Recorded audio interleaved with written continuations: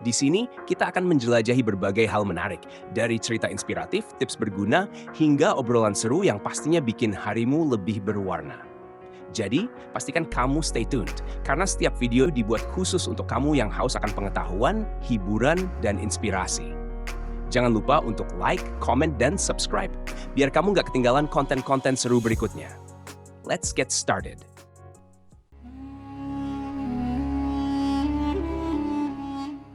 Istana yang runtuh. Di sebuah negeri yang jauh, hiduplah seorang raja dengan ambisi yang membara. Ia dikenal sebagai penguasa yang tegas, dengan mimpi membangun istana tertinggi yang pernah ada di seluruh kerajaan. Dinding-dindingnya akan berlapis emas, dan menara-menara megahnya akan menjulang hingga ke langit. Sang raja ingin meninggalkan warisan yang tak terlupakan, agar namanya dikenang selama berabad-abad. Namun, tak jauh dari lokasi pembangunan istana, berdiri sebuah gubuk reot milik seorang nenek tua. Nenek itu hidup sendirian, menghabiskan sisa-sisa usianya dengan beribadah kepada Allah. Gubuk kecilnya tak memiliki kemegahan, hanya terbuat dari kayu rapuh dan beratap jerami. Tetapi bagi sang nenek, itu adalah rumah yang penuh berkah.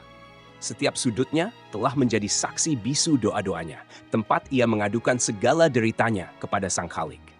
Hari itu, sang raja ditemani oleh pejabat-pejabat dan arsiteknya, berjalan mengelilingi area pembangunan istananya. Matanya mengamati setiap detail, memastikan bahwa impian besar yang ia miliki mulai terwujud. Namun tiba-tiba, pandangannya tertuju pada gubuk reot di seberang. Sebuah tempat yang sangat kontras dengan kemewahan istana yang tengah dibangun. Apa itu? Tanyanya dengan nada jengkel, menunjukkan gubuk kecil yang terlihat lusuh di kejauhan. Itu Baginda, rumah seorang nenek tua. Ia tinggal di sana sendirian. Jawab salah satu pejabatnya, takut-takut. Sang raja mengernyitkan kening. Baginya, gubuk tersebut adalah noda yang mengotori kesempurnaan tata ruang istananya. Dengan rasa geram, ia langsung memerintahkan prajurit-prajuritnya untuk segera merobohkan tempat itu. Tak ada tempat untuk hal seperti itu di sekitar istananya yang megah. Nenek tua itu tak ada di rumah. Ini kesempatan kita, kata salah seorang prajurit dengan nada puas, seolah senang dengan tugas yang diberikan. Tanpa ragu, para prajurit menghancurkan gubuk tersebut. Dalam waktu singkat, tempat yang dulunya menjadi pelindung sang nenek, kini hanya tumpukan kayu dan jerami yang berserakan di tanah. Beberapa saat kemudian, sang nenek kembali dari pasar. Ia membawa sekantung kecil gandum, hasil dari upayanya mencari nafkah. Namun, langkahnya terhenti ketika melihat dari kejauhan, gubuk yang ia tinggali selama bertahun-tahun itu sudah tiada. Hanya puing-puing yang tersisa. Hatinya langsung hancur. Air matanya seketika mengalir tanpa bisa dibendung. Siapa yang tega melakukan ini? Tangisnya lirih. Dengan susah payah, ia mencari tahu siapa yang bertanggung jawab atas kehancuran rumahnya. Dan akhirnya, kabar sampai kepadanya bahwa para prajurit rajalah yang telah melakukannya, atas perintah sang penguasa sendiri. Hati nenek yang sudah rapuh itu semakin luluh. Tangannya bergetar, ia pun menengadahkan kedua tangan ke langit, menangis dalam sujudnya, memohon keadilan. Ya Allah, Engkau yang maha mengetahui. Saat aku tak ada, Engkau selalu ada. Engkau melihat segalanya ya Rab, bisik nenek itu dalam doanya. Doa itu meluncur ke langit dengan ketulusan yang tak terukur. Langit pun mendengar jeritannya.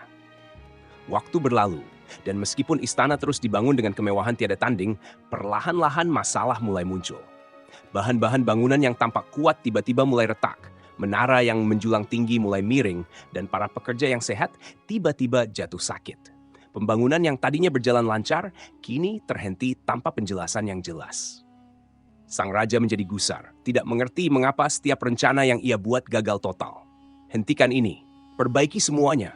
Aku tidak mau ada yang salah dengan istanaku, bentak sang raja kepada arsitek dan pekerjanya. Namun, seberapa keras mereka mencoba, semuanya tetap sia-sia. Bahkan di hari-hari terakhir, menara utama yang baru saja selesai dibangun tiba-tiba runtuh dengan sendirinya, seperti balok-balok yang dituhkan oleh tangan tak terlihat. Raja itu kini duduk di atas reruntuhan ambisinya, merasa putus asa dan tidak paham apa yang salah. Suatu malam, dalam tidurnya yang gelisah, sang raja bermimpi. Ia melihat istananya, berdiri megah seperti yang diimpikannya. Namun, ada seorang perempuan tua berdiri di depan gerbang, wajahnya penuh dengan air mata. Perempuan itu adalah sang nenek. Raja terbangun dengan keringat dingin membasahi tubuhnya. Ia menyadari, mungkin inilah balasan dari ketidakadilannya. Keesokan harinya, dengan hati yang berat, ia memanggil para pejabatnya dan memerintahkan untuk mencari sang nenek. Ketika nenek itu akhirnya dibawa ke hadapan sang raja, ia tidak menunjukkan rasa takut meski tubuhnya kecil dan rapuh. Raja memandangnya dalam-dalam dan dengan suara lirih ia berkata, "Maafkan aku, nenek. Aku tak pernah menyadari apa yang telah kulakukan kepadamu." Namun nenek itu hanya tersenyum tipis, wajahnya penuh ketenangan. "Segala sesuatu sudah dalam kuasa Allah, Baginda. Aku hanya seorang hamba kecil yang memohon keadilan kepadanya." Raja yang sombong itu kini terdiam. Untuk pertama kalinya dalam hidupnya, ia merasa benar-benar kecil di hadapan kekuatan yang lebih besar daripada istananya, lebih besar daripada kekuasaannya. Ia menyadari bahwa tak ada yang dapat menghalangi doa dari seorang yang terzalimi, tak peduli seberapa kuat dirinya.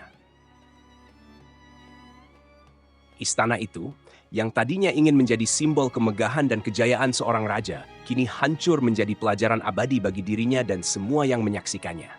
Dalam kehancurannya, sang raja menemukan kebenaran yang lebih berharga daripada emas yang pernah ia kumpulkan. Bahwa kekuasaan sebesar apapun tidak pernah dapat menandingi kekuatan doa dan kasih sayang dari mereka yang kecil dan dianggap tidak berdaya. Dan nenek itu, dengan gubuknya yang telah tiada, tetap hidup dengan tenang, percaya bahwa keadilan selalu ada di tangan Sang Maha Kuasa.